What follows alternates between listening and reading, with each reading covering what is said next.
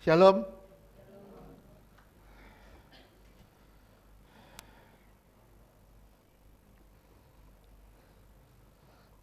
Apakah saudara bisa ngerasain ketika saudara dalam hadirat Tuhan, semua beban sepertinya hilang?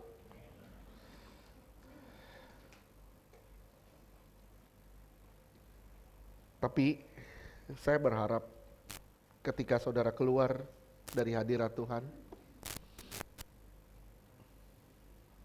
saudara jangan pernah pikul beban lagi. Ketika saudara terus masuk dalam hadirat Tuhan, saudara akan ngalamin kelegaan.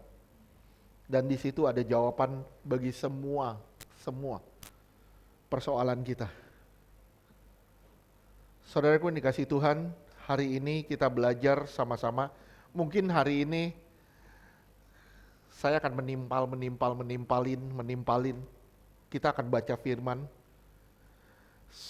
Dari situ nanti kita akan tarik garis merah, benang merahnya. Banyak hal yang perlu kita pelajarin dari kisah ini.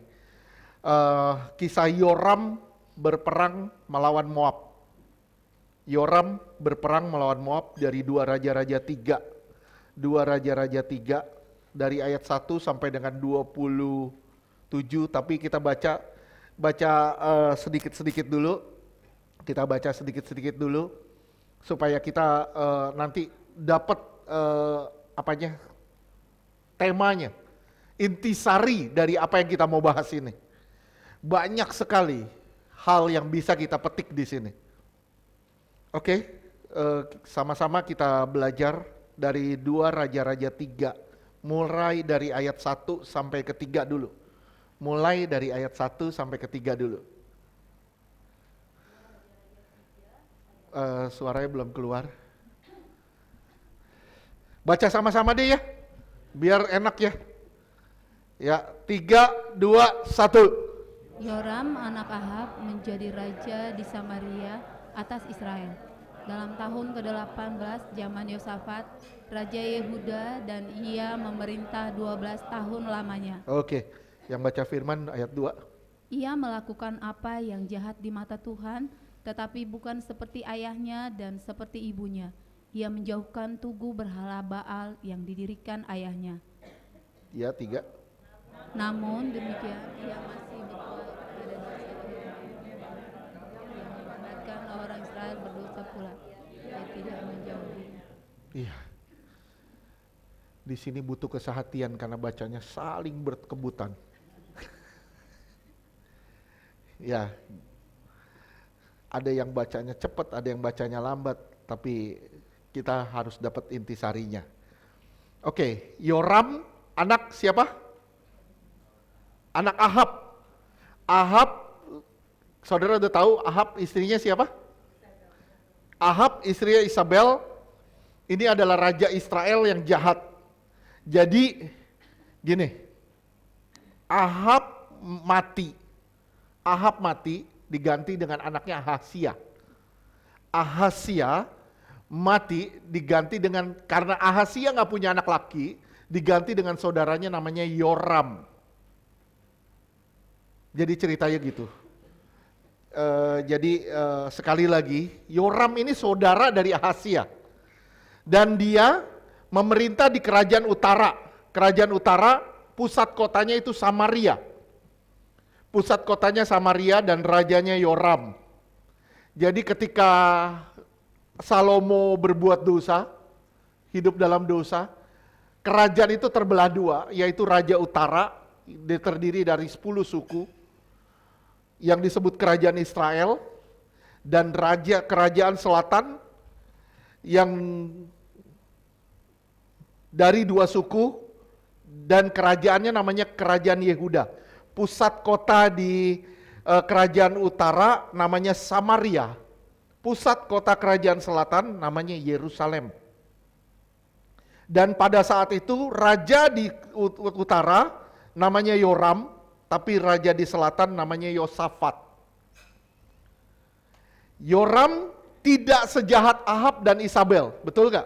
Firman Tuhan bilang gitu. Dia tidak sejahat, dia melakukan apa yang jahat di mata Tuhan. Dia melakukan apa yang jahat di mata Tuhan. Tapi bukan seperti ayah dan ibunya, yaitu Ahab dan Isabel, Ia tetap menjauhi tugu berhala Baal yang didirikan ayahnya. Namun, dia tetap masih berpaut pada dosa Yerobeam. Saya bilang sama saudara, ini permasalahannya. Walaupun dia menyingkirkan berhala-berhala dari bapak ibunya, tapi dia tidak menyingkirkan berhala dari Yerobeam. Berhala dari Yerobeam apa sih? Saya pernah doain. Apa? Lembu emas, betul. Jadi gini, orang Israel, orang dari kerajaan Yehuda dari kerajaan utara, pusat kotanya di Yerusalem. Di situ terdapat Bait Allah. Bait Allah sebagai sentral pusatnya. Tapi Yerobeam sebagai kerajaan utara, dia memegang kerajaan utara. Apa yang terjadi? Dia nggak mau warganya itu datang ke Yerusalem untuk menyembah. Akhirnya dia membangun satu tugu namanya Lembu Emas. Dan orang-orang menyembah ke sana, kiblatnya ke sana. Kalau kerajaan selatan, Yehuda, itu menyembah ke Bait Allah. Tapi kerajaan selatan menyembah ke Yerobeam, penyembahan ke Lembu Emas. Itu yang namanya penyembahan Yerobeam. Dia singkirin semua berhala-berhala dalam bentuk apapun disingkirin, tapi lembu emas tidak. Ini permasalahannya. Saudara mau singkirin 1000 dosa, tapi satu dosa saudara pelihara dan saudara biarkan itu tetap jahat di mata Tuhan. Halo, bisa terima nggak? Ya, lihat kata yang pertama di ayat 2, dia bilang, ia melakukan apa yang jahat di mata Tuhan. Walaupun dia tidak sejahat bapak ibunya, tapi dia tetap jahat. Kenapa? Karena ada satu dosa yang dibiarkan. Kenapa Saul bermasalah? Waktu Tuhan bilang bunuh Amalek sampai ke ternak. Amalek itu melambangkan dosa. Ngerti tidak? Amalek itu melambangkan dosa. Bunuh semua sampai ke ternak. Apa yang dilakukan Saul? Disisakan satu Agag. Yang terbaik, Raja Amalek itu disisain. Kita singkirin berbagai macam dosa. Satu kita sisain, tetap kita jahat. Saudara boleh singkirin semuanya. Tapi saudara simpen yang namanya kepahitan. Tetap kau jahat di mata Tuhan. Sakit hati, kepahitan, harga diri yang tinggi, nggak bisa ditegur, nggak mau merendahkan diri, tetap engkau jahat di mata Tuhan. Halo, bisa ngerti sampai sini? Bisa? Dosa itu pakai bahasa Yunaninya hamartia. Hamartia itu bahasa Inggrisnya miss the goal. Tidak tepat sasaran. Jadi kalau saudara main bola, saudara tendang bolanya, itu keluar dari goalnya, itu tidak tepat sasaran dan itu tidak menghasilkan angka. Jadi apapun yang tidak tepat sasaran, itu miss the goal, hamartia. Segala sesuatu yang kita anggap baik, tapi tidak benar di mata Tuhan, itu pun hamartia. Halo? Bisa ngerti gak sih? Gimana Pak caranya supaya saya tepat pada sasaran? Nggak ada cara lain, saudara harus berjalan bersama dengan Tuhan. Nggak ada cara lain. Saudara harus berjalan bersama dengan Tuhan. Supaya apa? Supaya tepat pada sasaran. 1 Yohanes 3 ayatnya keempat.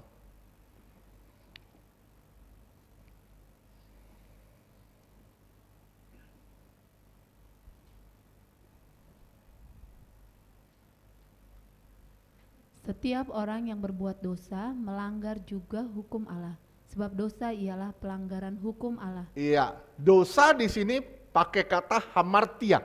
Melanggar hukum Allah pakai kata anomia. Anomia itu artinya lawless, tidak berhukum. Jadi apapun yang tidak tepat sasaran, itu menandakan saudara tidak berhukum. Anomia, tidak berhukum. Yohanes menggambarkan dosa itu akan merusak gambar Allah. Dosa akan merusak gambar Allah, menjadikan manusia, menjadikan manusia itu sampai sama seperti iblis. Manusia udah gak punya perasaan lagi satu dengan yang lain, udah gak punya simpati, empati, apalagi empati. Gak punya simpati lagi satu sama lain. Semua saling menyakiti, saling menyakiti, saling menyakiti. Bahkan maaf, di dalam gereja pun bisa begitu. Apa yang kita anggap baik, belum tentu di mata Tuhan itu benar.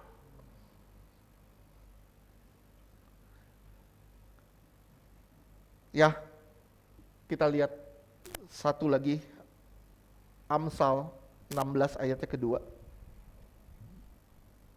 Amsal 16 ayat 2, segala jalan orang adalah bersih. Bersih menurut kita, sendiri. bersih menurut kita. Terus? Tetapi Tuhanlah yang menguji hati. Menurut kita semuanya baik, menurut kita semuanya oke, nggak apa-apa. Tapi belum tentu menurut Tuhan. Ya. Melayani baik gak? Melayani baik, tapi kalau bukan panggilan, baik gak? Segala sesuatu yang kita anggap baik. Memberi baik gak? Memberi baik? Tapi kalau memberi tanpa didikan, apakah itu baik?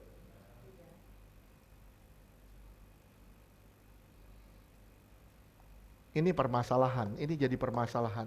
Bagaimana Pak caranya supaya saya tepat pada sasaran? Nggak ada cara lain saudara punya hubungan atau pergaulan dengan Tuhan. Tanpa pergaulan dengan Tuhan, saudara akan terus mengalami hamartia. Tidak tepat sasaran terus, tidak pernah tepat sasaran terus. Dari caramu bicara, dari caramu bergaul, semua tidak tepat sasaran. Oke? Nah, Yohanes menggambarkan dosa akan merusak gambar Allah dan menggeser manusia pada gambar iblis.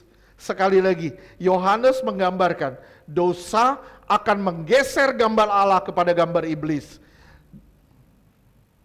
1 Yohanes 3 ayat 8 dan 10. 1 Yohanes 3 ayat 8, barang siapa yang tetap berbuat dosa berasal dari iblis, sebab iblis berbuat dosa dari mulanya. Nah, kalau saudara mempertahankan dosa itu, tetap tinggal di dalam dosa itu. Maaf kalau saudara mempertahankan dosa itu dan tetap tinggal di dalam dosa itu. Lihat di situ apa? Berasal dari sebab iblis berbuat dosa dari mulanya. Untuk inilah anak Allah menyatakan dirinya, ya supaya dia membinasakan perbuatan iblis. Tuhan nyatain diri sama saudara, supaya apa? Supaya saudara menanggalkan semua perbuatan iblis. Supaya saudara tidak jadi seperti iblis. Sampai sini ngerti? Ayat 10. Ayat 10, inilah tandanya anak-anak Allah dan anak-anak iblis. Setiap orang yang tidak berbuat kebenaran tidak berasal dari Allah. Nah, permasalahannya apa? Apa yang baik? Dan apa yang benar? Betul gak? Saudara tahu gak kebenaran apa? Kebenaran firman Tuhan, Pak. Iya, betul. Nah, dalam perjalanan kita berhadapan dengan pilihan, baik atau benar. Semua yang baik belum tentu benar di mata Tuhan. Benar itu menandakan kehendak Tuhan. Saya ulang sekali lagi. Benar menandakan kehendak Tuhan. Baik menandakan kehendak saya. Sampai sini bisa ngerti? Ya. Nah, untuk mendapatkan kehendak Tuhan itu diperlukan pergaulan. Pergaulan. Saudara boleh punya semangat luar biasa, tapi kalau itu bukan suatu kebaikan, bukan suatu kebenaran, saudara akan buang waktu. Benar. Saudara akan sia-siain waktu saudara. Walau Yoram tidak sejahat orang tuanya, tapi dosa tidak ada yang besar dan kecil. Saya ulang ya, dosa itu tidak ada dosa besar atau dosa kecil. Dosa tetap sama dosa. Walaupun dia tidak sejahat orang tuanya, tapi tetap dia jahat di mata Tuhan. Saya berharap saudara kita semua belajar dari peristiwa ini. Yoram mau melakukan suatu reformasi dari dosa orang tuanya. Dia mau melakukan satu reformasi dari dosa orang tuanya. Tapi sayang, reformasinya tidak tuntas. Dan dia menahan satu yang terbaik. Kenapa sih? Kok dia nggak bisa ninggalin dosa Yerobeam? Kenapa? Tadi saya udah kasih clue ke saudara. Supaya orang Israel tidak datang menyembah ke Yerusalem. Sementara Yerusalem ada kerajaan Yehuda. Kalau orang menyembah ke Yerusalem, itu ancaman bagi dia. Ancaman bagi dia. Kenapa? Kalau orang pergi ke Yerusalem, dia akan kehilangan warganya. Dia akan kehilangan kekuatannya. Oleh sebab itu, yang terbaik, yang mengikat orang, itu ditahan. Nah sekarang banyak gak gereja yang melakukan itu? Lu pergi dari sini, lu kena kutuk lu. Lu pergi dari sini, lu bermasalah lu. Lu keluar dari sini, lu lihat hidup lu akan susah. Banyak gereja melakukan itu. Kenapa? Karena itu salah satu dosa Yerobeam sebenarnya. Itu sama 11-12.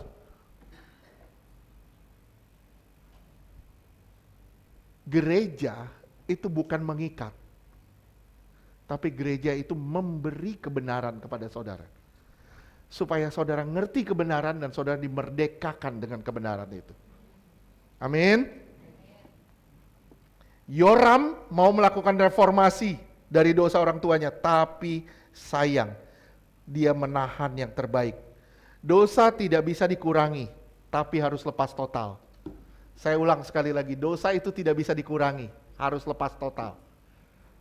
Ya, berapa banyak kita tahu orang-orang banyak bilang gini, saya mau melepaskan rokok, saya mau lepasin ikatan dari rokok, saya kurangin.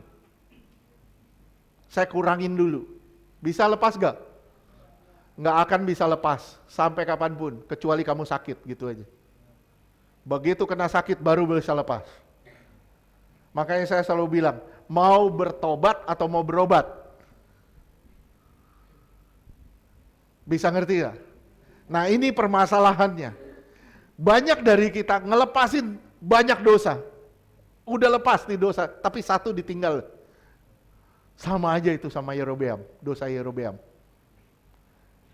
Pak, tapi saya belum bisa lepas. Gimana Pak caranya? Bergumul sama Tuhan. Tuhan tahu kok ketika hatimu mengatakan ini salah. Ini salah. Hatimu mengatakan ini salah. Engkau akan minta ampun ketika engkau berbuat dosa itu lagi.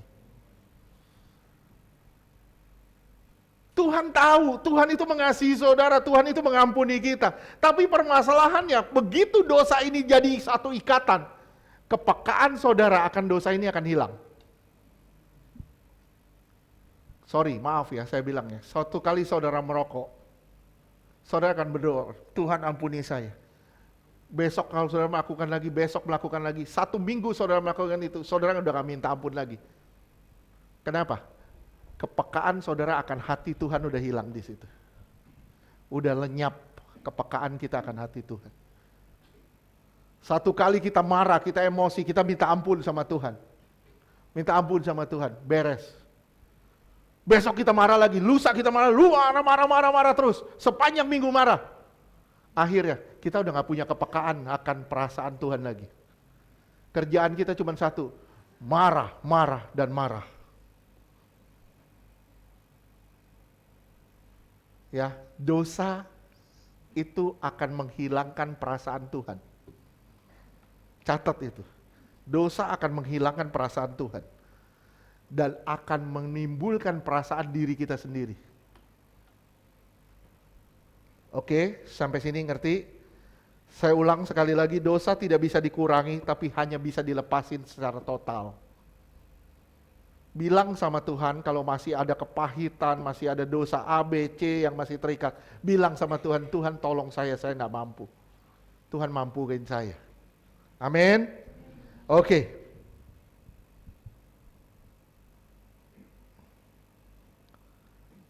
Lihat ya di sini, namun demikian, ya ayat 3 diulangin lagi. Ayat 3 diulangin lagi. 2 Raja-Raja 3 ayat 3. Namun demikian ia masih berpaut kepada dosa Yerobeam bin Dia Nebat, berpaut pada dosa Yerobeam, akibatnya apa? Terus. yang mengakibatkan orang Israel berdosa pula, ia tidak menjauhinya. Semua orang di bawah dia itu mengikuti dosa itu. Saya bilang sama saudara, kalau saudara adalah bapak rumah tangga, atau saudara adalah ibu rumah tangga, kalau saudara adalah orang-orang yang pertama terima Yesus di dalam rumah, saya bilang sama saudara, jadikan dirimu teladan bagi mereka, bagi saudara-saudaramu, bagi keluargamu. Jadikan dirimu teladan bagi mereka yang di sekitarmu. Saya nggak bilang hanya cuman orang-orang yang pertama terima Yesus di rumah, bukan hanya itu. Tapi kalau saudara harus menempatkan diri saudara sebagai teladan dimanapun saudara berada. Ingat di situ dibilang, dosa satu orang itu menyebabkan seluruh Israel berdosa.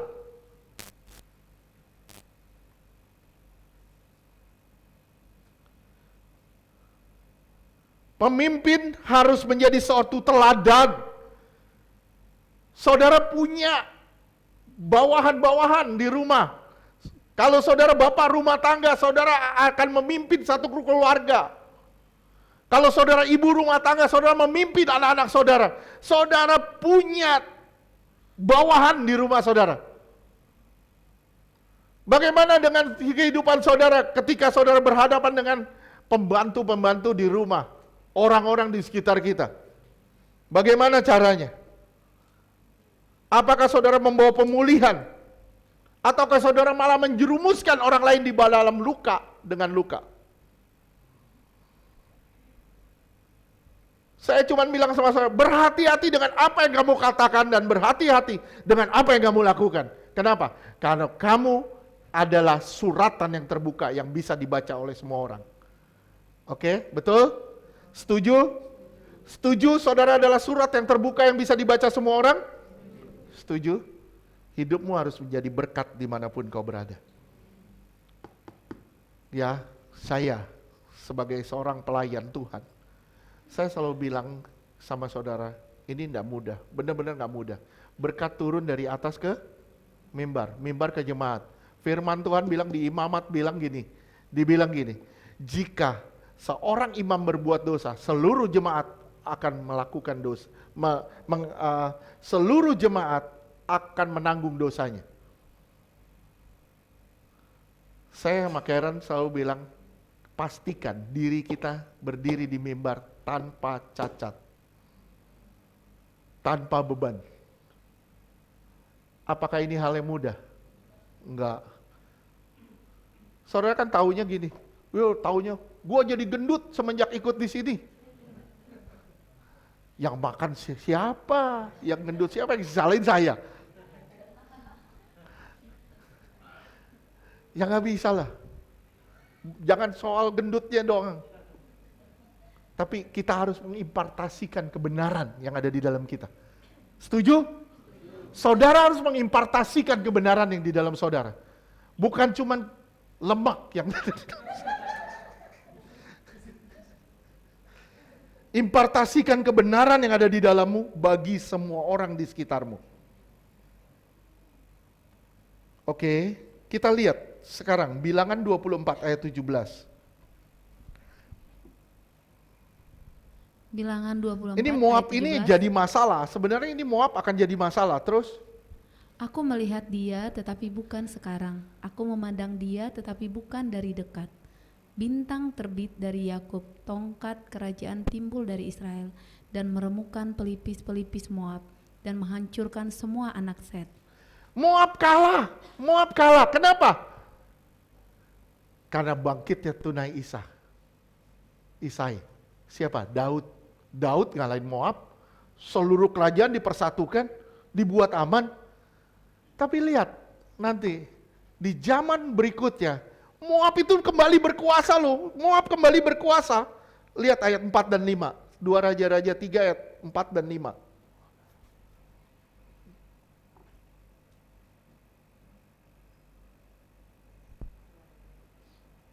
Dua Raja-Raja 3 ayat 4 dan 5.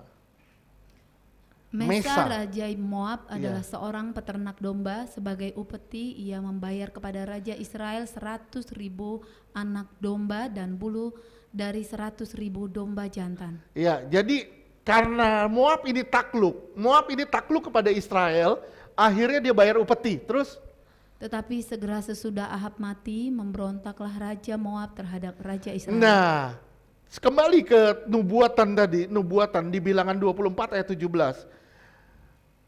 Moab harus takluk kepada Israel, tapi ketika Israel berbuat dosa, apa yang terjadi? Yang terjadi Moab memberontak lagi pada Israel. Jadi inilah kejadiannya ketika kita sudah merasa semuanya serba aman, semuanya serba oke, kita mulai hidup dari seperti dulu lagi. Kita mulai hidup semau-mau kita lagi. Begitu kita hidup semau-mau kita, lihat saudara dengan orang-orang Israel, selalu Tuhan membangkitkan musuhnya ketika mereka berbuat dosa. Ketika mereka hidup dalam dosa, musuh bangkit lagi. Tujuannya apa? Untuk menyadarkan mereka dari tidur mereka. Sadar gak saudara? Ketika masalah demi masalah muncul dalam saudara, itu sebenarnya saudara lagi disadarin. Jangan tidur mulu. Sadar.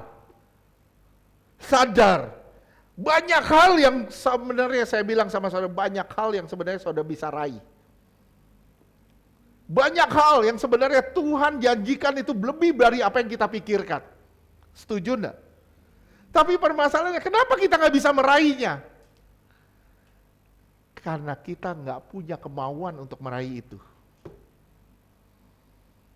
Wah Pak, kalau Tuhan menjanjikan duit, saya pasti raih Pak. Saya pasti lari sedemikian rupa. Janjikan kemakmuran, saya pasti lari sedemikian rupa. Masalahnya berkat itu tidak difokuskan pada uang, pada materi. Berkat itu damai sejahtera dari tempat yang maha tinggi, yang tidak bisa diberikan di dunia. Mau gak saudara meraih itu? Saya pernah bilang sama saudara, saudara kalau pernah merasakan damai di bumi, begitu saudara mati nanti ketemu Tuhan, itu damainya beribu kali lipat. Enggak seperti kalau saudara damai sekarang di bumi. Lagi damai, tenang, semuanya serba baik. Begitu saudara ketemu Tuhan itu damainya beribu-ribu kali lipat. Makanya 99% orang mati itu nggak mau hidup lagi.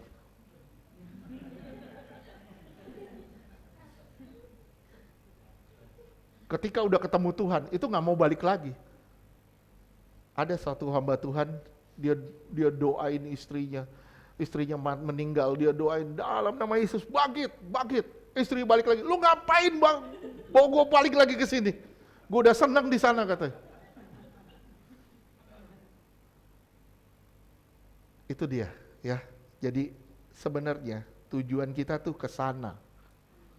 Kenapa? Kita saling takut untuk ke sana. Kenapa? Karena banyak hal yang kita ikat di sini.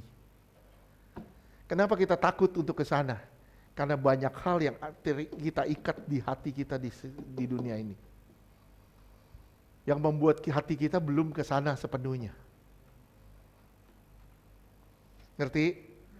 Oke. Dua Raja-Raja 3 ayat 5. 2 Raja-Raja 3 ayat Oke, 5. Tetapi segera sesudah Ahab mati, memberontaklah Raja Moab terhadap Raja Israel. Oke. Daud menundukkan Moab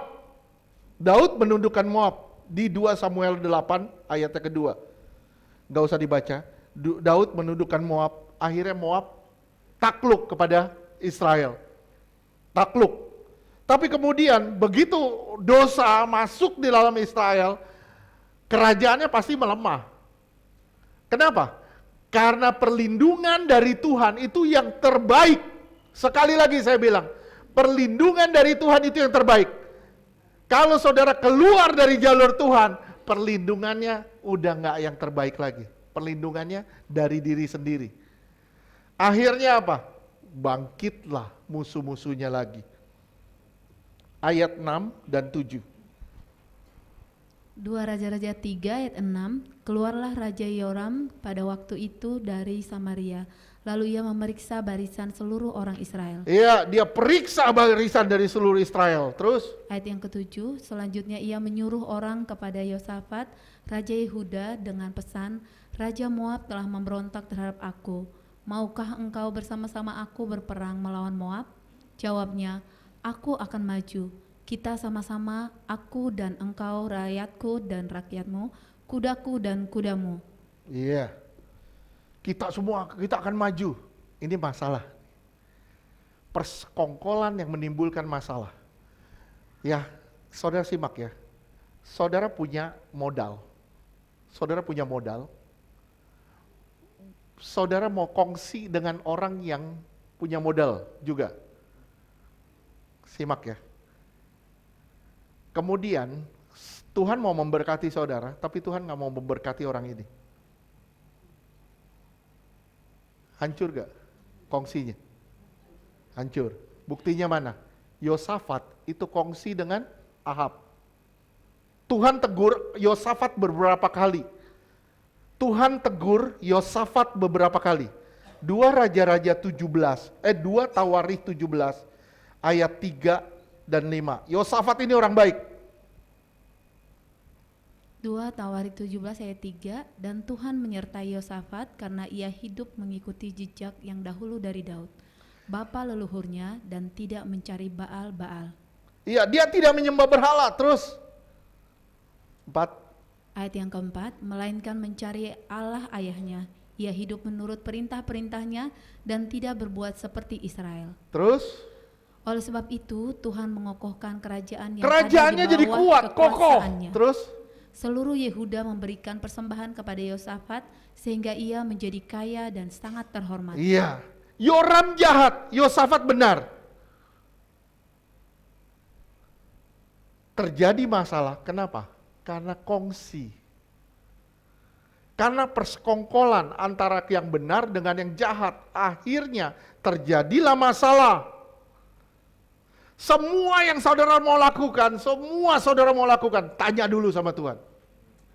Tanya dulu sama Tuhan, Tuhan boleh nggak? Akhirnya ditegur loh berkali-kali sama Tuhan. Ditegur berkali-kali sama Tuhan. 2 Tawarikh 19 ayat 1 sampai 3. Ini teguran pertama. 2 Tawarikh 19 ayat 1, Yosafat Raja Yehuda pulang dengan selamat ke istananya di Yerusalem. Terus? Ayat yang kedua, ketika itu Yehu bin Hanani, pelihat itu, pergi menemuinya dan berkata kepada Raja Yosafat, sewajarnyakah engkau menolong orang fasik dan bersahabat dengan mereka yang membenci Tuhan? Mereka membenci Tuhan. Kenapa kamu bersahabat dengan mereka? Kenapa kamu ikut-ikutan sama mereka? Padahal kamu benar. Terus? Karena hal itu Tuhan murka terhadap engkau. Ya, Tuhan apa? Murka terhadap engkau. Ayat 3. Ayat yang ketiga, namun masih terdapat hal-hal yang baik padamu, karena engkau menghapuskan tiang-tiang berhala dari negeri ini dan mencari Allah dengan tekun. Iya, Tuhan memperhitungkan segalanya dengan sesuai dengan kebenarannya. Apa yang benar tetap dipertahankan. Tapi Tuhan menegur apa yang salah dari Yosafat. Yosafat walaupun benar, tapi dia tetap bermasalah. Kenapa?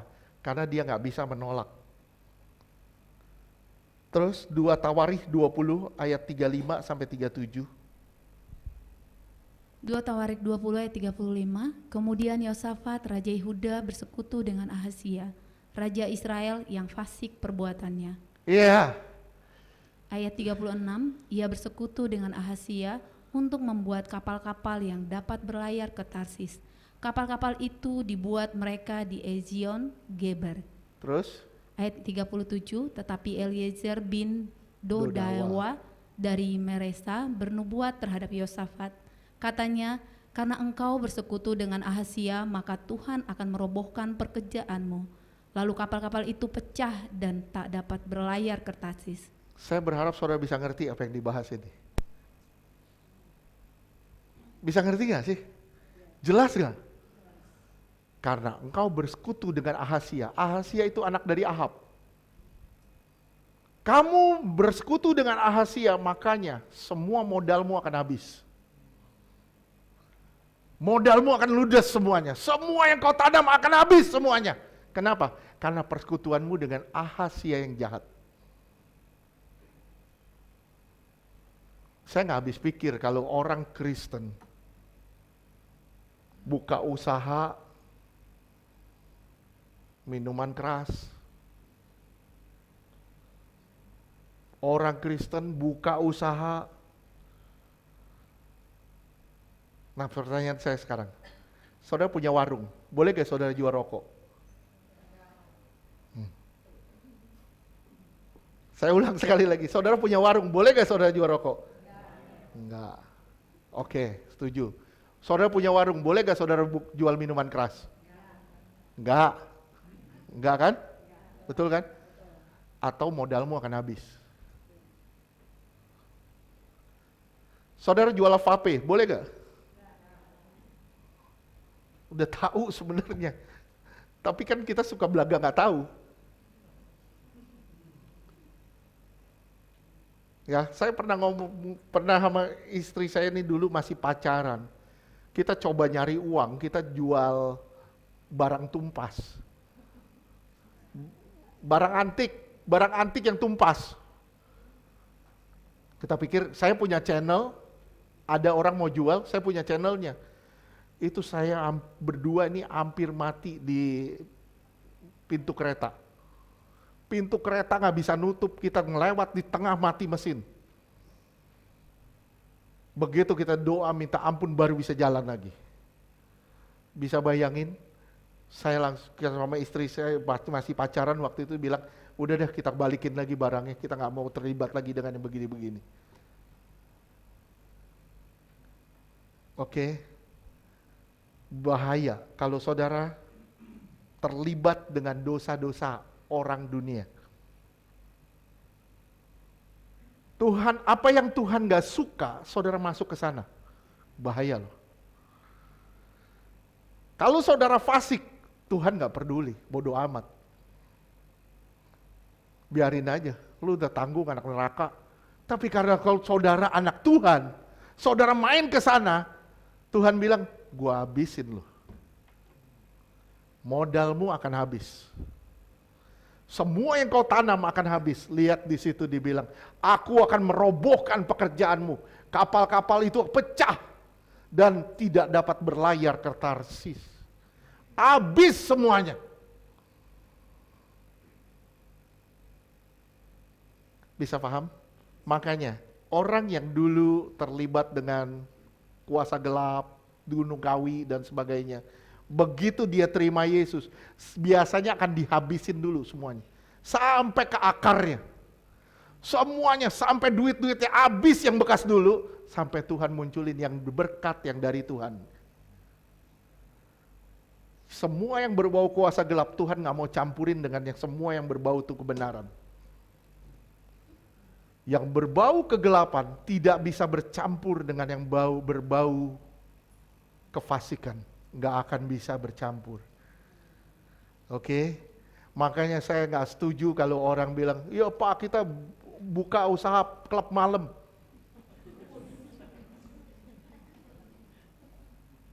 Klub malam, kenapa mesti malam lu? Emang datang Batman semua? Nggak usah buka klub malam deh, buka posyandu aja. Minimal mama bawa anak datang ke situ berobat. Buka klub malam, buka klub orang minum-minum di situ. Saya bilang, cepat atau lambat akan habis semuanya. Kenapa? Karena Tuhan sayang kamu. Saya ngomong begini sama orang-orang yang saya layanin, saya bilang, cepat atau lambat kamu akan habis. Lihat. Lu buka usaha, ada minuman keras di sana, habis lu, lihat aja. Jualan dan minuman keras, habis persen. Gak akan ada sisa. Kenapa? Yang Tuhan gak suka, jangan coba-coba kita suka. Setuju? Setuju. Ya, lihat, kenapa sih Ahab kok sampai begitu? Ternyata dia besanan, Yosafat ini besanan sama Ahab. Kenapa? Karena dia berusaha, mungkin dalam pikiran Yosafat, aduh kita mau mempersatukan lagi nih kedua kerajaan ini. Dipulihin lagi. Mungkin dia berpikir seperti itu, tapi nggak bisa. Oknumnya bermasalah. 2 Tawarikh 18 ayat 1. 2 Tawarikh 18 ayat 1, ketika Yosafat kaya dan sangat terhormat, ia menjadi besan Ahab. Dia besanan sama Ahab. Sorry, yang belum nikah. Saudara anak-anak Tuhan. Saudara ngelihat cowok ganteng di luar, atau cewek cakep di luar, tapi orang seberang. Nikahin enggak? Sama aja kita anak Tuhan, dia anak dunia. Sama aja kita bilang, Tuhan besanan yuk sama iblis.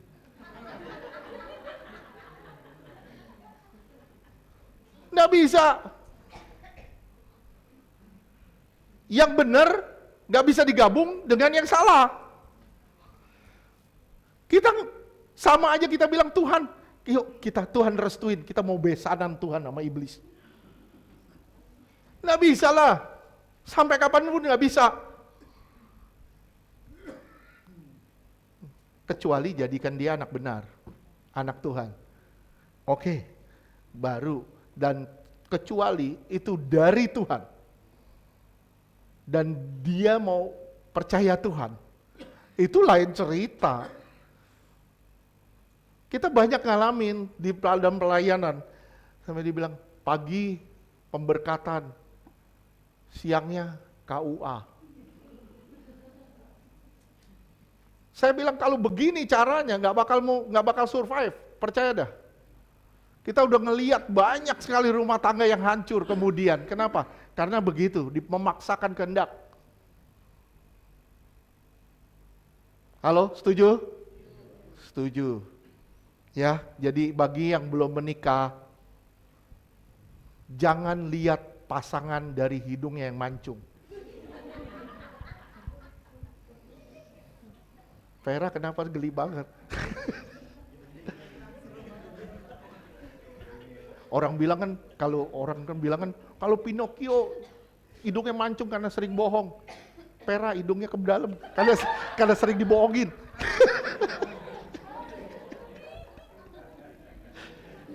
Peace.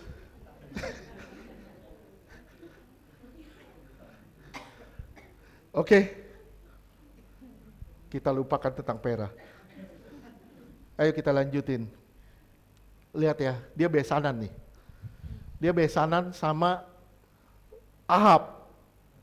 Dia mau nyatuin kedua kerajaan, tapi nggak bisa. Oknumnya yang bermasalah. Nah, luar biasanya nanti Yosafat punya anak, terus dikawinin sama anaknya Ahab. Nanti punya keturunan namanya Yoram juga. Dan di situ anak itu udah jadi jahat. Udah jadi jahat banget. Udah jadi kacau, udah jadi hancur. Kenapa? Plus ketemu Min.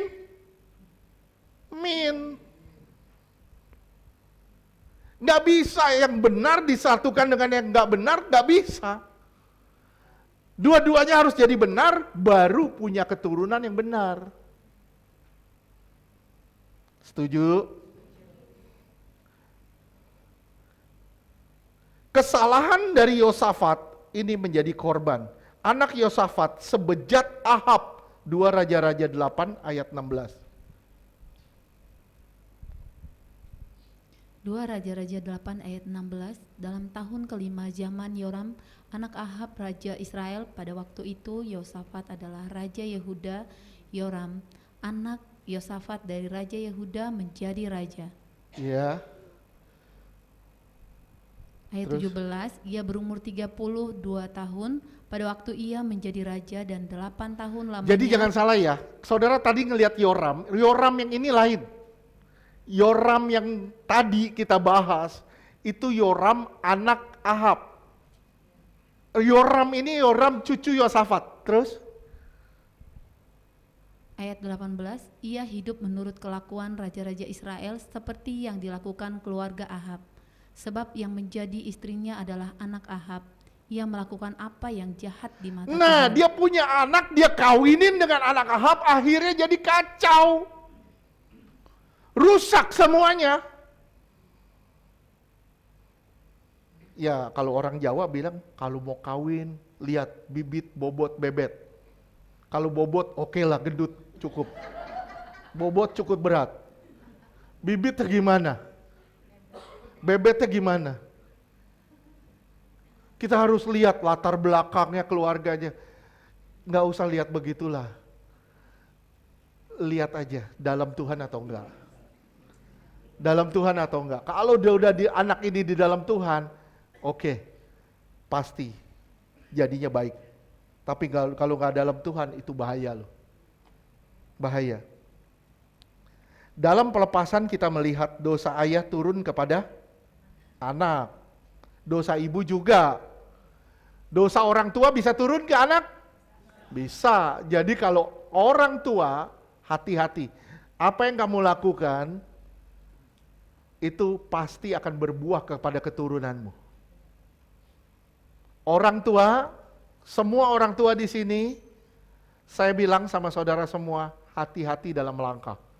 Karena apa yang engkau lakukan, itu akan menentukan apa yang anakmu dan keturunanmu akan lakukan.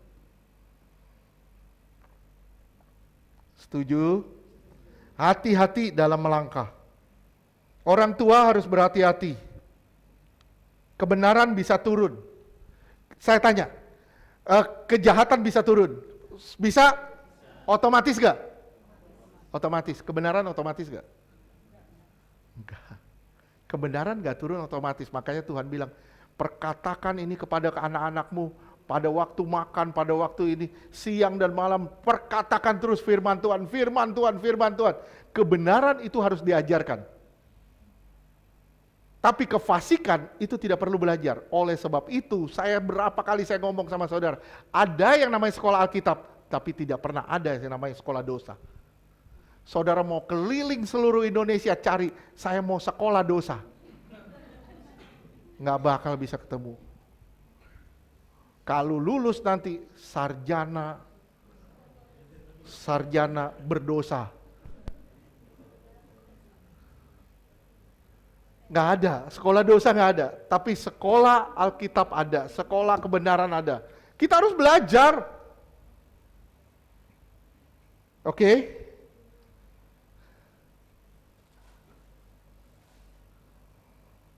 Moab diserbu sama berapa raja nih?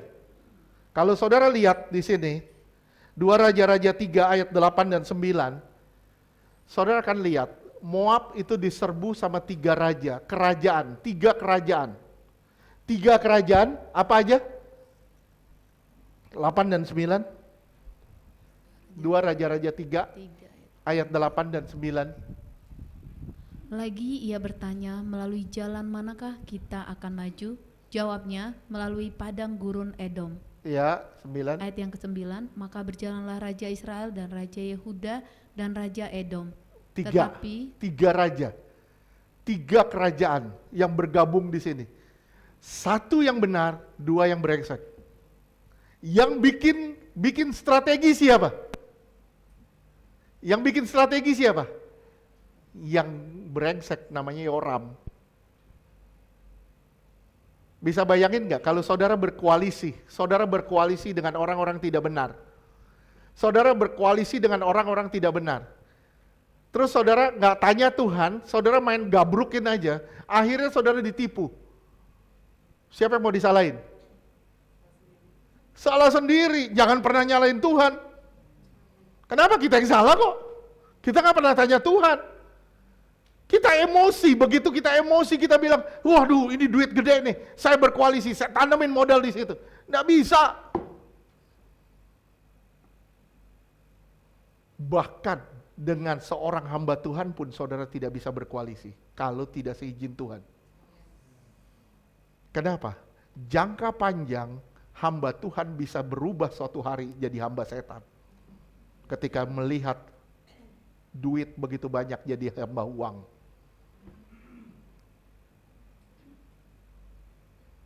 Aduh, hati-hati deh, hati-hati. Di situ berkoalisi 3 kerajaan, Raja Utara, Raja Selatan, dan Raja Edom. Semuanya semuanya bersatu untuk ngancurin Moab. Jadi begini, kalau saya gambarin, misalnya gini, ini ada Yerusalem, Samaria paling atas. Samaria itu kerajaan utara, di bawahnya Yerusalem, kerajaan selatan. Ngerti tidak? Di bawahnya itu Edom. Ini bergabung bertiga. Di sini ini Moab. Bergabung bertiga, kita lewat padang gurun Edom. Kita lewat padang gurun Edom, kita serang dari selatan. Kita serang Moab dari selatan. Tapi begitu strategi udah dibangun dan strategi yang buat itu orang bukan orang benar, apa yang terjadi? Malapetaka yang terjadi. Malapetaka yang muncul. Saya bilang, apa yang kita miliki jika tanpa perkenanan Tuhan, yang ada hanya malapetaka. Apapun yang saudara mau lakukan, tanpa perkenanan Tuhan, yang ada hanya malapetaka. Tanpa perkenanan Tuhan, tanpa penyertaan Tuhan, apapun yang saudara punya, tidak pernah akan merasa cukup.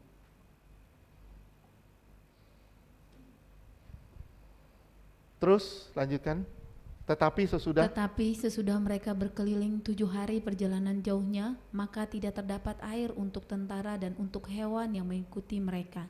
Ya, kita cepat sedikit ya. Banyak sebenarnya intisarinya, tapi ini terlalu panjang nanti ceritanya. Ini udah 1 jam lebih, hampir 1 jam. Nah sekarang lihat, ayat 10, luar biasa nih. Ayat 10, lalu berkatalah Raja Israel, wahai Tuhan telah memanggil ketiga raja ini untuk menyerahkan mereka ke dalam tangan Moab. Iya. Yang ngomong siapa nih? Yang ngomong siapa? Yoram, Raja Israel. Dia bilang apa? Tuhan telah mengumpulkan 3 raja ini untuk menghancurkan Moab. Tapi di ayat 11 ya. Ayat 11, tetapi bertanyalah Yosafat, tidak adakah di sini sorry, seorang ayat nabi 10, Tuhan? Ayat 10 tadi, sorry. Ayat yang 10. Wahai Tuhan, telah memanggil ketiga raja ini menyerahkan mereka ke tangan Moab. Jadi 3 raja ini, 3 raja siapa aja? Yoram, Yosafat, dan Edom. Setelah diserahkan katanya oleh Tuhan ke tangan Moab. Saudara ngelihat ada aneh nggak? Yang bikin rencana siapa? Yang bikin rencana siapa? Yoram. Dia libatin Tuhan nggak? Enggak. Yang disalahin siapa? Yosafat. Aduh, Rano Karno ini gimana sih?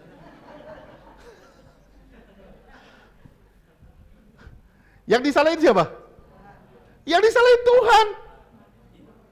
Saudara perhatiin, kita sering nggak melakukan ini? Kita jalan-jalan sendiri. Kita nggak tanya-tanya sama Tuhan. Begitu kita bermasalah, kita bilang, Tuhan kenapa ini terjadi? Tuhan bilang, ya gua lagi. Kita sering mempertanyakan Tuhan. Kenapa? Padahal yang salah kita tidak pernah melibatkan Tuhan. Tapi Tuhan selalu jadi kambing hitamnya. Ini Yoram. Yoram yang ajak perang kok. Yoram yang bikin strategi kok. Tapi begitu gak ada air, terjadi malapetaka. Tuhan yang dibilang, Tuhan telah menyerahkan ketiga raja ini kepada Raja Moab. Saat menghadapi masalah, kalau saudara benar-benar gak serius sama Tuhan, saudara gak serius sama Tuhan, saudara pasti akan nyalain Tuhan. Saya ulang ya, kalau saudara gak benar-benar serius sama Tuhan, saudara pasti nyalain Tuhan.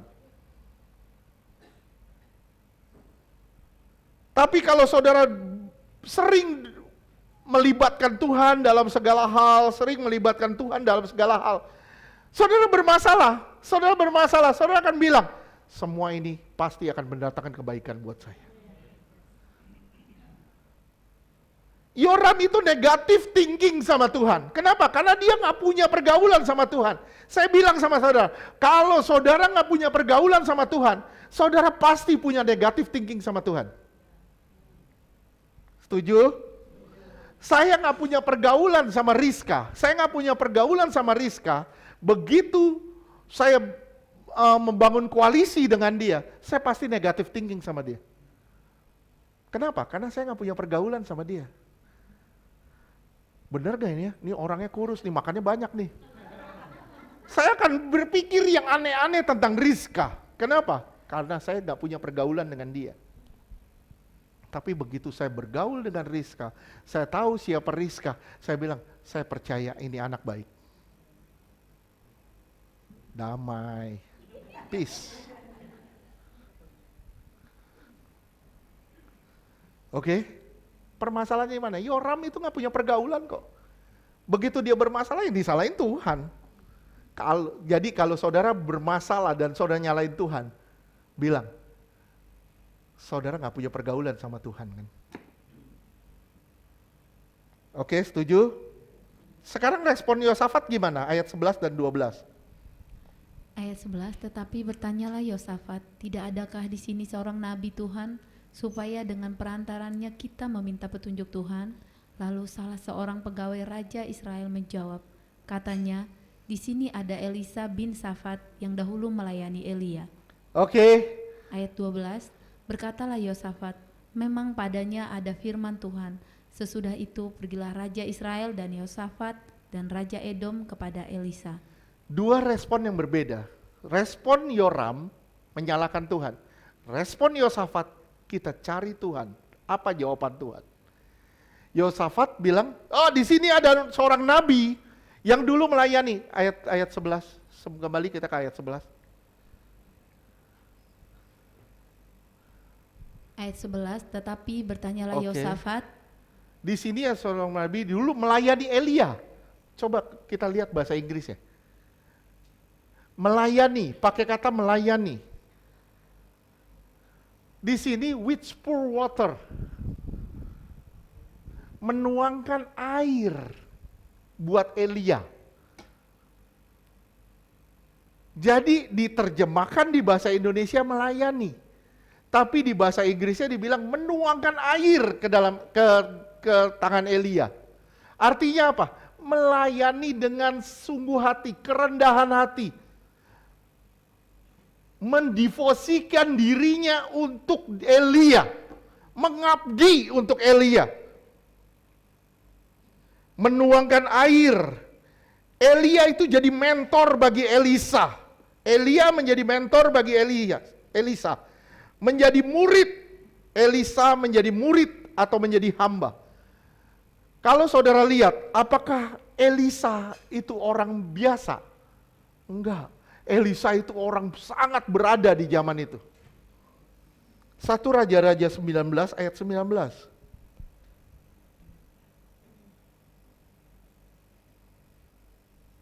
1 Raja-Raja 19 ayat 19, setelah Elia pergi dari sana, ia bertemu dengan Elisa bin Safat yang sedang membajak dengan 12 pasang lembu. 12 pasang lembu, berarti ada berapa? 24. 24 lembu yang dia punya. Terus? Sedang ia sendiri kalau mengemudikan, tanahnya cuma 10 meter, buat apa pakai 12 pasang lembu? Tanahnya pasti gede yang dibajak. Terus? sedang ia sendiri mengemudikan yang ke-12. Ketika Elia lalu dari dekatnya, ia melemparkan jubahnya kepadanya. Ayat 20. Ayat 20. Lalu Elisa meninggalkan lembu itu. Dia tinggalin semuanya. Dia tinggalin asetnya, dia tinggalin segalanya. Kalau saudara berikhtiar untuk melayani Tuhan, tinggalin semuanya. Tinggalin semuanya. Masa saya nggak punya apa-apa? Iya, saudara punya, tapi saudara nggak punya. Itu pelayanan tuh begitu. Saudara punya, tapi saudara merasa nggak punya. Kenapa? Apa yang saudara punya ini sebenarnya punya Tuhan. Itu pelayanan. Makanya Elisa menuangkan air, artinya rendah hati, siap dididik, siap dibentuk. Begitu ditegur, dipanggil sama Elia, dia langsung serahin semuanya buat Tuhan. Terus di situ dibilang apa? Semuanya ditinggalin. Dan berlari mengikuti Elia, katanya, biarkanlah aku mencium ayahku dan ibuku dahulu, lalu aku akan mengikuti engkau. Jawabnya kepadanya, baiklah, pulang dahulu dan ingatlah apa yang telah kuperbuat kepadamu. Tapi ingat, kamu sudah dipanggil Tuhan untuk melayani Tuhan. Terus, ya, lalu berbaliklah ia daripada Elia. Ia mengambil pasangan lembu itu, menyembelihnya dan memasak dagingnya dengan semua bajak lembunya lembu itu dimasak. Terus, sebagai kayu api. Ia memberikan daging itu kepada orang-orangnya, kemudian makanlah mereka. Sesudah itu bersiaplah ia, lalu mengikuti Elia dan menjadi pelayannya. Lihat ya, kita dalam melayani, kita nggak susah untuk all out. Baru dikasih pengumuman misalnya, ayo kita bersih-bersih, kontroversi langsung keluar. Kenapa? Nggak semua siap untuk memberikan sesuatu buat Tuhan. Kita jangan lihat kelompok atau siapa yang kita layani. Bukan itu, tapi kalau lihatnya ke Tuhan. Siapa yang saudara layani saat ini? Tuhan. Saudara bersih-bersih, apapun yang saudara bisa lakukan, lakukan buat Tuhan. Bukan untukmu, bukan untuk Ferdi, bukan untuk Karen. Lakukan untuk Tuhan. Kerjain semuanya buat Tuhan. Apa yang gue bisa buat selagi gue masih hidup? Kalau nyanyi, hidup ini adalah kesempatan. Selagi aku masih kuat. Begitu lu masih kuat, disuruh bersih-bersih, sorry ya. Sorry ya, tangan gue ini udah pedicure kotor.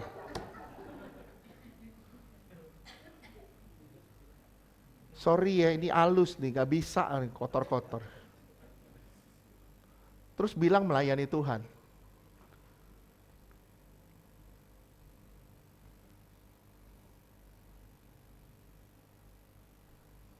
Oke.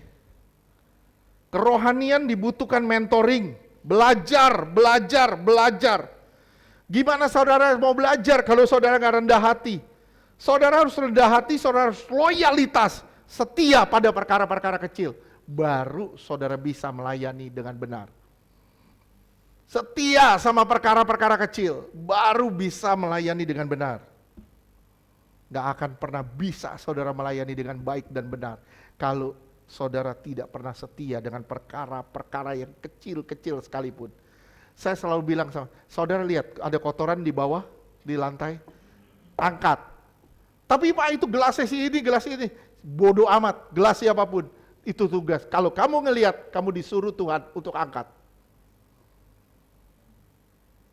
Oke? Jaga kebersihan di tempat ini, itu pelayanan. Setuju gak? Setuju? Setuju? Siap? Siap melayani? Dengan cara apapun? Saya pernah ketemu orang bilang gini, saya rela Pak, Tuhan ajak saya ngelewatin got, lewatin kali, lewatin apa yang bau-bau, silakan. Saya mau. Tuhan mau ajak saya kemana, silakan, saya mau. Saya bilang, oke. Siap nggak kalau kamu dipanggil Tuhan untuk bersihin WC doang. Dia diam, kayaknya saya nggak siap Pak. Jangan bilang kamu siap untuk dibawa lewatin got, lewatin kali, lewatin segala macam. Kalau bersihin WC aja kamu nggak bisa, nggak mau. Tapi Pak, WC itu kan buangan rame-rame Pak. Biarin buangan rame-rame. Kalau Tuhan siap menampung buangan-buangan dari dunia. Kita nih orang-orang yang terbuang. Tuhan tampung kita.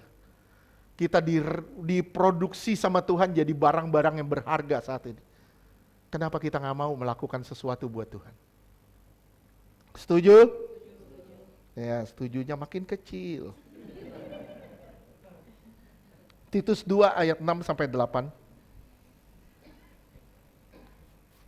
Titus 2 ayat 6, demikian juga orang-orang muda, nasihatilah mereka supaya mereka menguasai diri dalam segala hal.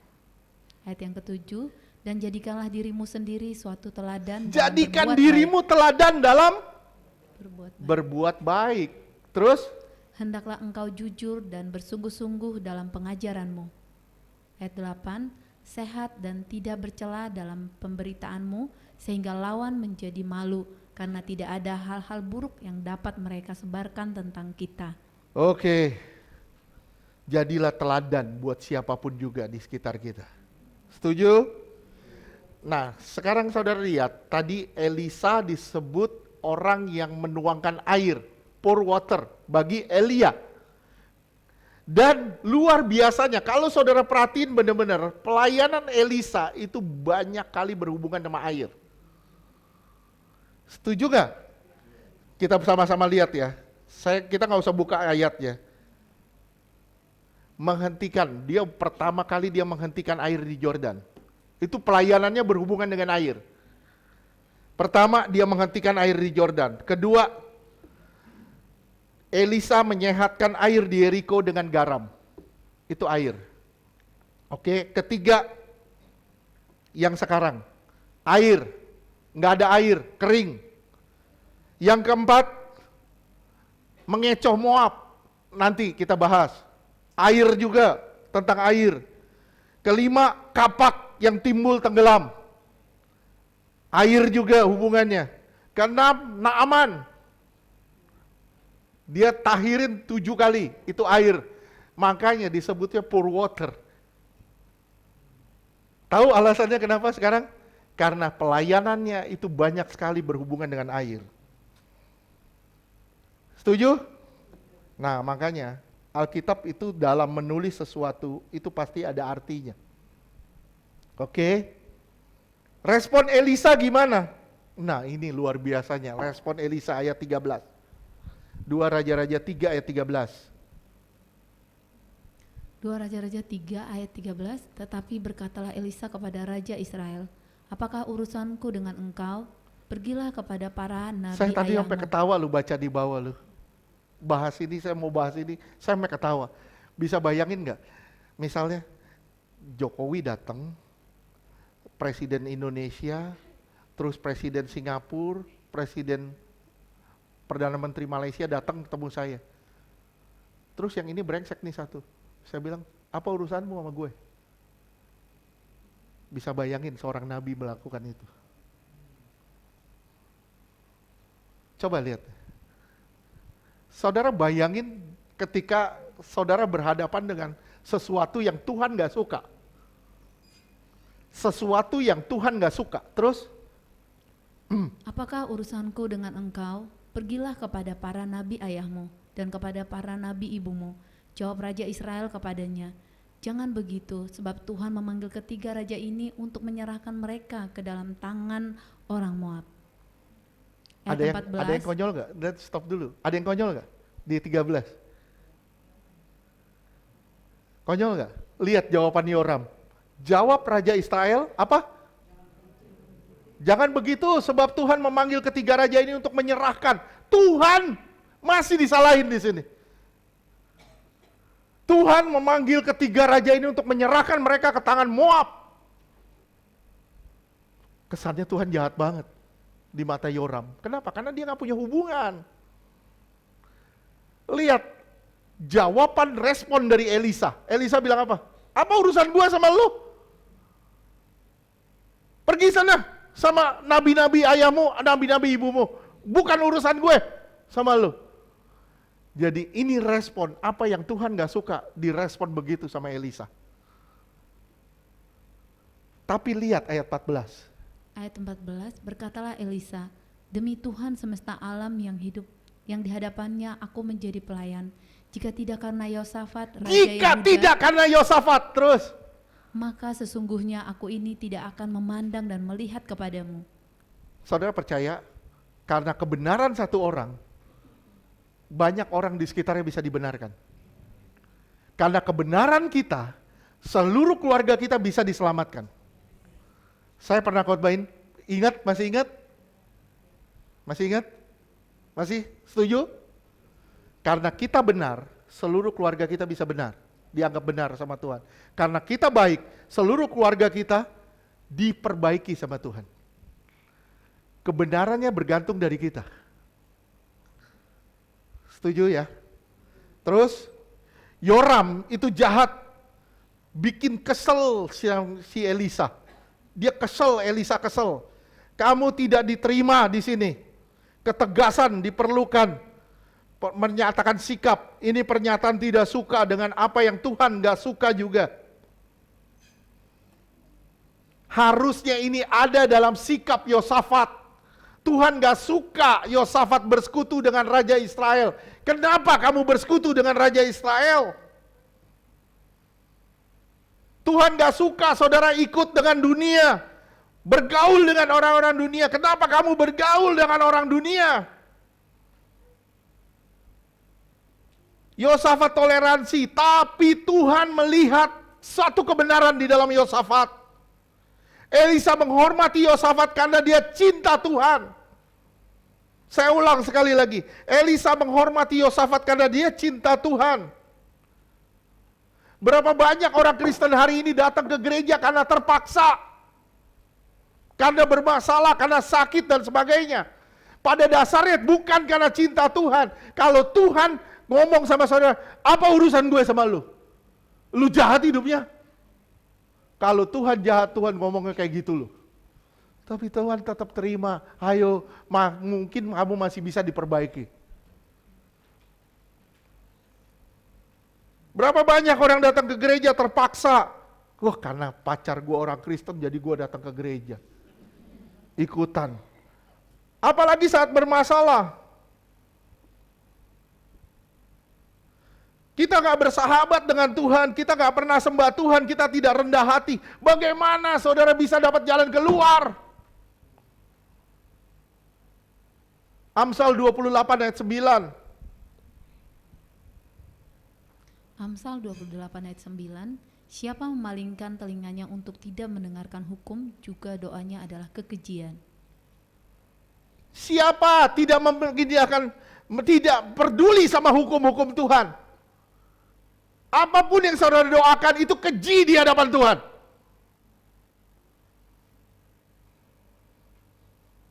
Saya cuma bilang sama kita semua, ayo kita semua benar-benar bertobat, cari Tuhan yang benar. Bergaul, karib dengan Tuhan. Jangan ada dendam, jangan ada pahit hati di hati kita. Jangan ada dosa yang disimpan. Beresin benar-benar. Kalau saudara mau jadi berkat bagi orang lain, lihat, karena engkau seluruh keluargamu dipulihkan. Karena engkau seluruh keluargamu kena masalah. Tergantung dari apa yang kamu putuskan saat ini. Setuju? Orang jahat bisa menyeret orang lain juga ke dalam masalah. Contohnya siapa? Akan. Ananias Safira itu persekongkolan jahat. Ananias jahat, dia persekongkol dengan Safira, dua-dua mati kok.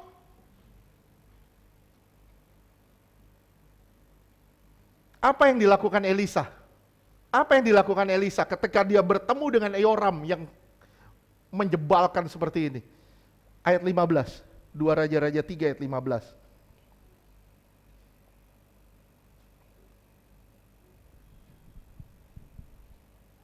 2 Raja-Raja 3 ayat 15, maka sekarang jemputlah bagiku seorang pemetik kecapi. Pada waktu pemetik kecapi itu bermain kecapi, maka kekuasaan Tuhan meliputi dia. Lihat ya, ketika hati kita lagi galau, gundah gulana, lagi kacau sekali di hati kita. Begitu kita masuk di dalam pujian penyembahan, itu Tuhan seperti ngeredahin semuanya. Belum hilang semuanya. Lihat, Elisa nggak serta-merta langsung bilang, wah lo begini, kamu harus bikin ini. Enggak, tapi dia bilang apa? Panggil dulu pemain kecapi. Masuk di dalam pujian penyembahan, masuk di dalam sahadirat Tuhan, baru dia bisa dapat perjumpaan dengan Tuhan. Ketika saudara lagi panas hati saudara, ketika lagi tertekan, lagi emosi segala macam, masuk dalam hadirat Tuhan. Begitu masuk dalam hadirat Tuhan, saudara akan ngerasain bles, lega, plong seperti disiram air. Setuju? Setuju? Mazmur 62 ayat 2. Habis ini ayat terakhir ya, habis ini. Mazmur 62 ayat 1, untuk pemimpin biduan menurut Yedutun, Mazmur Daud, hanya dekat Allah saja aku tenang. Hanya di dekat Allah saja hatiku tenang. Daripadanya Orang-orang bikin emosi kita, orang-orang bikin naik darah kita, begitu kita masuk dalam hadirat Tuhan, tenang lagi. Terus? daripadanya lah keselamatanku. Iya, jadikan hadirat Tuhan itu sumber ketenangan saudara. Ya, kita baca dari 2 Raja-Raja 3 dari ayat 16, 17. 2 Raja-Raja 3 ayat 16, kemudian berkatalah ia, beginilah firman Tuhan, biarlah di lembah ini dibuat parit-parit. Ayat 17, sebab beginilah firman Tuhan, kamu tidak akan mendapat angin dan hujan, namun lembah ini akan penuh dengan air, sehingga kamu serta ternak, sembelihan dan hewan pengangkut dapat minum. Ya, ada yang aneh di sini. Orang lagi keausan, kekurangan air, disuruh kerja bikin parit. Gimana coba? Kalau saudara lagi nggak ada minuman, lagi aus, saudara disuruh kerja ngangkat barang begini, tarik. Butuh iman di situ. Butuh iman. Terus ayat lanjutnya. Ayat 18, dan itu pun adalah perkara ringan di mata Tuhan. Gampang, itu semua gampang di mata Tuhan. Semuanya mudah bagi Tuhan. Tapi nggak mudah bagi otak kita. Terus lanjutkan. Juga orang Moab akan diserahkannya ke Moab dalam pasti tanganmu. diserahkan ke tanganmu. Terus. Ayat 19, kamu akan memusnahkan segala kota yang berkubu dan segala kota pilihan. Kamu akan menumbangkan segala pohon yang baik, kamu akan menutup segala mata air, dan kamu akan merusakkan segala ladang yang baik dengan batu-batu. Ya, jadi ceritanya begini. Saya langsung kasih ini aja deh, daripada baca nanti panjang. Nanti saudara baca sendiri di rumah. Jadi begitu parit-parit ini terisi air, ternyata dari pantulan matahari terjadi ilusi dalam air itu bentuknya seperti darah. Moab ngelihat, waduh ini 3 raja ini yang mau nyerang kita, saling bunuh nih. Ini banyak darah nih di air ini. Moab bilang gitu, waduh kita serang mereka. Moab datang, seranglah ketiga raja ini. Ternyata ketiga raja ini lagi siap sedia. Itu Tuhan hanya buat seperti ilusi, seperti darah di air itu. Akhirnya Raja Moab serang dan apa yang terjadi? Raja Moab dikalahkan. Kenapa? Karena kebenaran Yosafat, bukan karena kebenaran Edom, bukan karena kebenaran Yoram. Karena kebenaran saudara, seluruh keluargamu akan mendapatkan kemenangan. Permasalahannya di mana? Permasalahannya ada di tangan saudara dan saya. Ini yang namanya keputusan. Bagaimana caranya saudara bisa menang? Nanti di ayat 26-27 ada kejadian aneh lagi di situ. Tuhan gak suka lagi, against Israel dibilang. Kenapa? Karena begitu orang Moab bawa persembahan di atas mana di ayat 26. mengambil anak sulungnya, orang Moab itu Raja Moab, dia mengambil anak sulungnya dipersembahkan korban bakaran di pagar tembok. Kemudian apa yang terjadi? Di situ Tuhan gak suka sama Israel lagi, kenapa? Karena begitu persembahan itu dibuat, orang Israel ketakutan lagi. Akhirnya Raja Moab selamat, yang harusnya kalah, dibantai. Tapi karena ketakutan orang Israel, akhirnya kalah lagi. Tidak bisa dapat kemenangan yang secara utuh. Tapi dapat kemenangan cuma setengah. Kenapa? Karena takut. Kalau saudara nggak ngadepin masalah dan saudara diperhadapkan pada ketakutan demi ketakutan, saya bilang saudara nggak bakal bisa dapat kemenangan secara utuh. Sampai saudara lepasin rasa takut saudara, baru saudara bisa dapatin kemenangan secara utuh. Amin. Tuhan berkati.